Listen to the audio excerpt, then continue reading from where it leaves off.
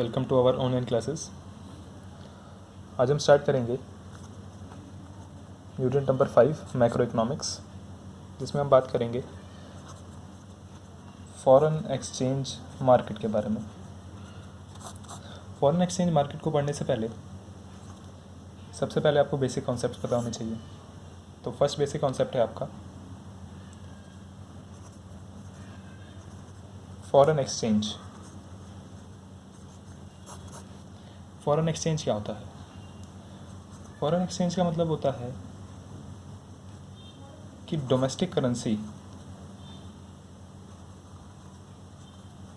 Currency को छोड़कर बाकी सारी currencies means other than domestic currencies other than domestic currency, वो है आपका फॉरेन एक्सचेंज।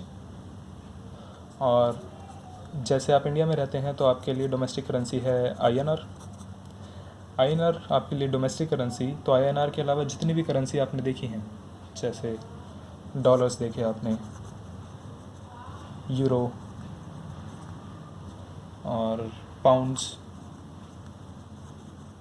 जैपनीज येन, एसेट्रा, ये सारी आपके लिए फॉरेन करेंसी है, यानी फॉरेन एक्सचेंज। ये आपके लिए फॉरेन एक्सचेंज फॉरेक्स। तो फॉरेन एक्सचेंज क्या होता है? डोमेस्टिक करेंसी को छोड़कर जितनी भी करेंसी है वो है आपके लिए फॉरेन एक्सचेंज। सेकेंड कॉन्सेप्ट आपका आता है फॉरेन एक्सचेंज रेट।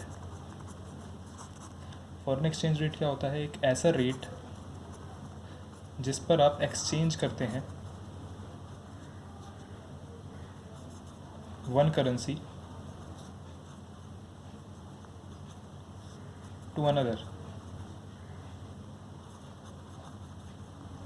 एक करेंसी दूसरी करेंसी के साथ आप एक्सचेंज करते हैं। मींस मान लीजिए आप इंडिया में रहते हैं तो डोमेस्टिक करेंसी है आपकी आईएनआर। तो आप $1 खरीदने के लिए आपको आईएनआर देने पड़ेंगे, लेट सपोज 60। तो आपको $1 के लिए 60 आईएनआर पे करने पड़ेंगे। तो ये है आपके लिए foreign exchange rate. Foreign exchange rate को आप आईएनआर के टर्म्स में भी रिप्रेजेंट कर सकते हैं। तो 1 INR यानी Indian national rupees is equals to 1/60 dollars. Means आपको अगर बाहर की मार्केट में 1 INR खरीदना है तो 1/60 डॉलर आपको पे करना पड़ेगा, या फिर इंडिया में अगर आपको डॉलर खरीदना है तो 60 INR आपको पे करने पड़ेंगे।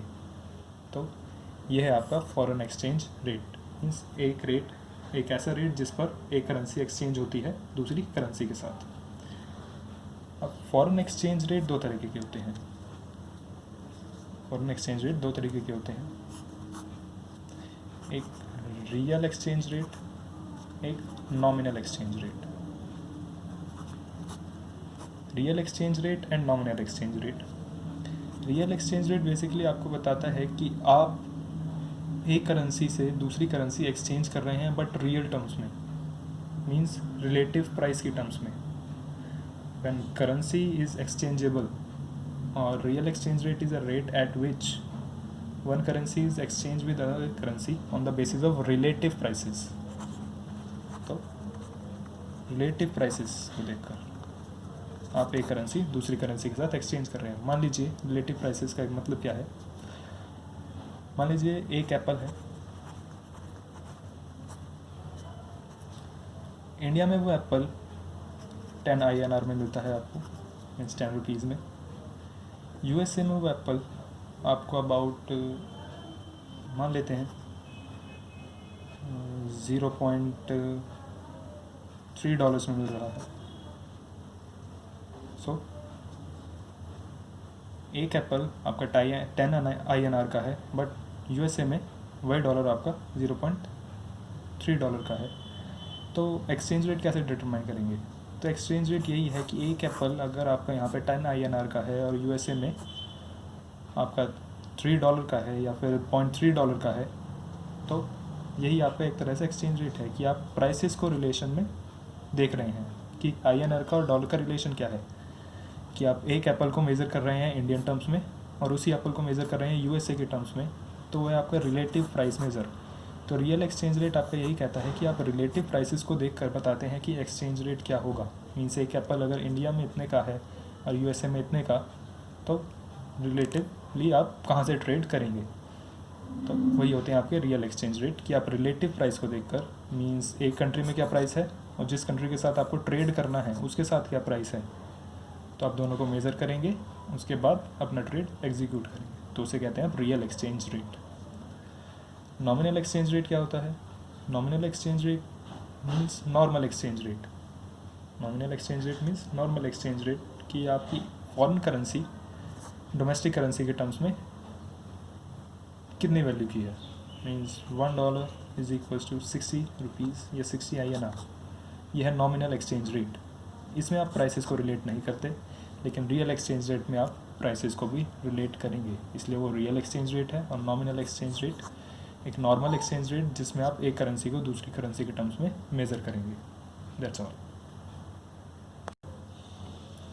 नाउ अब आपका नेक्स्ट कॉन्सेप्ट आता है फॉरेन एक्सचेंज मार्केट का।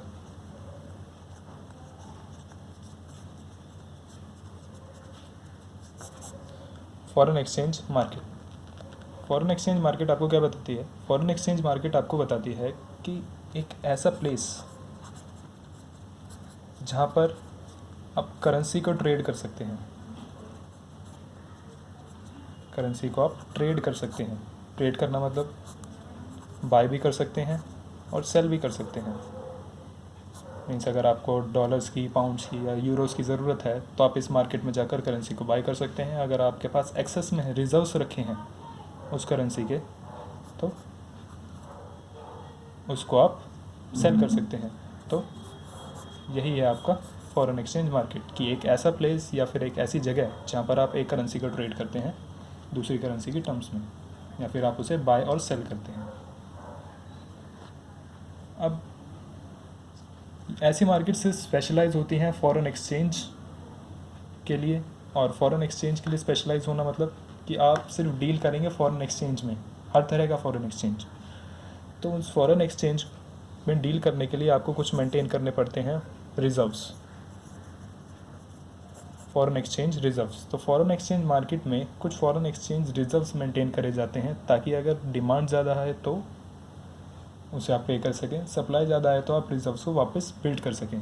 तो रिजर्व्स का काम यही होता है कि आपके प्रॉब्लम को सॉल्व करे वो। मीन्स अगर ज़्यादा डिमांड आई तो आप रिजर्व्स में से पे कर देंगे, ज़्यादा सप्लाई आई तो आप उसका रिजर्व्स बना देंगे ताकि फ्यूचर यूज़ हो जाए। तो फॉरेन एक्सचेंज मार्केट में आपको रिजर्व्स मेंटेन करने पड़ते हैं। तो मेन पार्टिसिपेंट्स कौन होते हैं इस तरह की मार्केट के? तो मेन पार्टिसिपेंट सिर्फ होते हैं आपके individuals,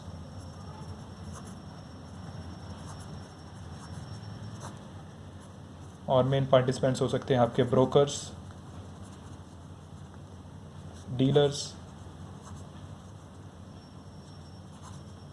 financial intermediaries etcetera. Brokers, dealers, individuals, financial intermediaries, ये आपके मेनली पार्टिसिपेंट्स हैं इस मार्केट के, कि कौन ट्रेड करता है इस मार्केट में और कौन ट्रेड नहीं करता। फॉरेन एक्सचेंज मार्केट फर्दर दो पार्ट में डिवाइडेड है,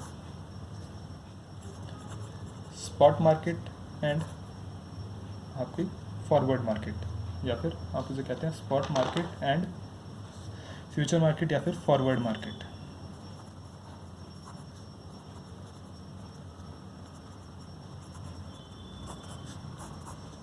स्पॉट मार्केट आपको क्या कहती है? स्पॉट मार्केट कहती है कि on the spot trading, means only spot transactions.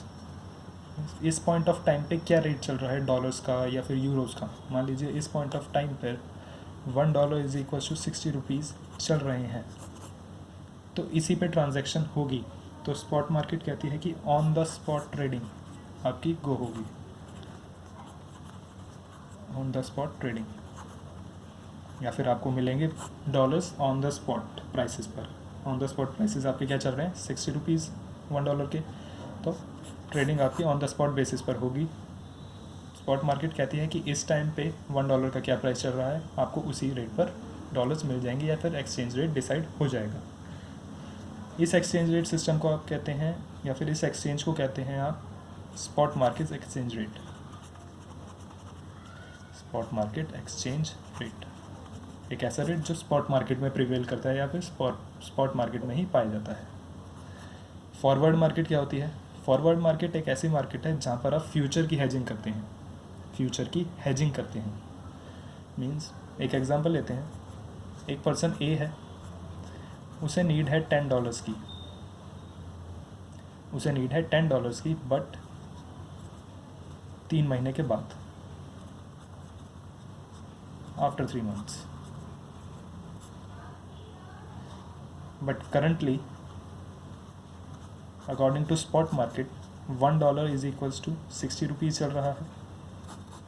लेकिन उसको ज़रूरत है 3 महीने के बाद। मान लीजिए ए ने एक प्रिडिक्शन करी कि 3 महीने के बाद $1 इज इक्वल्स टू 70 रुपीज़ हो जाएगा। ए ने एक प्रिडिक्शन करी कि 3 महीने के बाद $1 70 रुपीज़ का हो जाएगा, लेकिन अभी चल रहा है वो 60 का। बट उसे 3 महीने के बाद $10 चाहिए, तो अब वो क्या करेगा? उसे तो 3 महीने के बाद महंगे में डॉलर्स को ख़रीदना पड़ेगा, पहले जो 60 का था अब 70 का हो जाएगा। तो अब वो क्या करेगा? वो मार्केट में जाएगा डीलर के पास या फिर ब्रोकर के पास। अब उनसे वो कहेगा कि मुझे एक फॉरवर्ड कॉन्ट्रैक्ट बना कर दीजिए, फॉरवर्ड कॉन्ट्रैक्ट बना कर दीजिए जिसमें साफ साफ लिखा होगा कि उसे 3 महीने के बाद, आफ्टर 3 months, आफ्टर 3 months उसे $10 मिल जाएंगे at the rate of 60 rupees. Means जो स्पॉट प्राइस चल रहा है उस पर। अगर उसे लगा, उसने सिर्फ प्रिडिक्शन की है कि 70 हो जाएंगे, ज़रूरी नहीं है 70 हो ही जाएं, तो उसने प्रिडिक्शन की और उसने स्पॉट मार्केट में जाके कॉन्ट्रैक्ट किया कि मुझे $10 चाहिए, 60 रुपीज़ ईच डॉलर पर, लेकिन 3 महीने के बाद। फॉरवर्ड मार्केट उसके लिए वो कॉन्ट्रैक्ट प्रिपेयर करेगी। अब इसमें 2 सिचुएशन आती हैं। वो कॉन्ट्रैक्ट प्रिपेयर हो गया, कॉन्ट्रैक्ट प्रिपेयर होने के बाद उसे 3 महीने के बाद $1 60 का मिल जाएगा। मीन्स $10 600 के, $10 के लिए उसे 600 रुपीज़ पे करने पड़ेंगे। अब इसमें 2 सिचुएशंस आती हैं। मान लीजिए 3 महीने के बाद $1 हो गया 70 रुपीज़ का, सिचुएशन 1। सिचुएशन 2, $1 हो गया 50 रुपीज़ का। अब अगर ये सिचुएशन है $70 वाली, तो $70 मतलब अब $1 का प्राइस 70 है, तो अगर वो 3 महीने के बाद डॉलर ख़रीदता तो उसे 700 पे करने पड़ते। लेकिन फ्यूचर कॉन्ट्रैक्ट्स ने उसकी हेल्प की और उसने वो डॉलर ख़रीदे सिर्फ 600 रुपीज़ में, क्योंकि उसने फ्यूचर कॉन्ट्रैक्ट किया था कि मुझे आगे 3 महीने के बाद $60 रुपीज़ में ही चाहिए $10। तो उसने यहाँ पर प्रॉफिट किया अपना 100 रुपीज़ का, क्योंकि अगर वो अब ख़रीदता तो 700 पे करने पड़ते, लेकिन उसने कॉन्ट्रैक्ट बनवाया तो उसे अब सिर्फ 600 पे करने पड़े।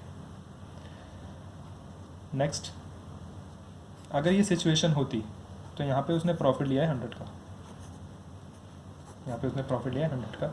अगर सिचुएशन आती कि $1 इज इक्वल्स टू 50 रुपीज़ हो गया है अब, अगर अब $1 50 रुपीज़ का हो गया, मीन्स 3 महीने के बाद, तो यानी अब $10 के प्राइसेस हो गए 500, लेकिन उसने तो कॉन्ट्रैक्ट बनवाया था 600 रुपीज़ का, और उसे अब पे भी कॉन्ट्रैक्ट के अकॉर्डिंग करने पड़ेंगे, मतलब 600 रुपीज़, लेकिन अब मार्केट में चल रहे हैं अब 500 रुपीज़ के डॉलर्स, तो अब उसे लॉस हो गया है 100 रुपीज़ का,